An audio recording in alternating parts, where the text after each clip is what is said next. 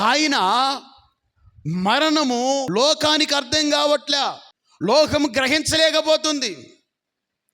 మరణాన్ని జయించిన వాడిని గుర్తించలేకపోతుంది. మరణించిన వారిని ఈరోజు గుర్తు చేసుకుంటుంది, కానీ సర్వ సృష్టిని కలుగు చేసిన వాడు, ప్రియదేవుల సర్వ మానవాళి కొరకు సిలువకెక్కినవాడు, సర్వ మానవాళి కొరకు ప్రాణం పెట్టినవాడు, సమాధి చేయబడి తిరిగి లేచినటువంటి వాడిని ఈ లోకము గుర్తించలేకపోతుంది, గ్రహించలేకపోతుంది. ఆయన శక్తి సామర్థ్యతను అర్థం చేసుకోలేకపోతూ ఉంది. అజ్ఞానములో, అంధకారములో ఈ లోకము బ్రతుకుచూ ఉన్నది.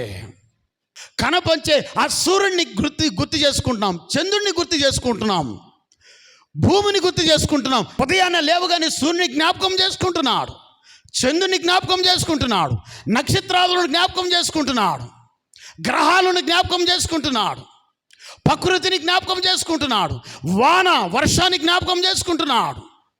ప్రియ దేవుడు పారుతున్న జలములను జ్ఞాపకం చేసుకుంటున్నాడు. కానీ దానిని సృజించిన సృష్టి కర్త యేసును మరిచింది లోకం. క్రీస్తు రక్తములో కడగబడిన నీవు మరిచిపోకూడదు. అది లోకానికి తెలియకపోయినా ఆ లోకములో నుండి నిన్ను ప్రత్యేకపరుచుకుని, నిన్ను రక్షించుకుని, నీకు పేరు పెట్టి పిలిచిన దేవుణ్ణి చచ్చేంత వరకు నీవు మరవకూడదు. ఎందుకు మరణించాడంటే మన కోసం. దేనికి? పరిశుద్ధులుగా ఉండడానికి, నిర్దోషులుగా ఉండడానికి, నిరపరాధులుగా ఉండడానికి. ఈ మూడు దేనికి అంటే పరలోకములో ఈ మూడు నీవు కలిగి ఉంటేనే అక్కడ స్థానం ఉంటుంది. పాపముతో నువ్వు వెళితే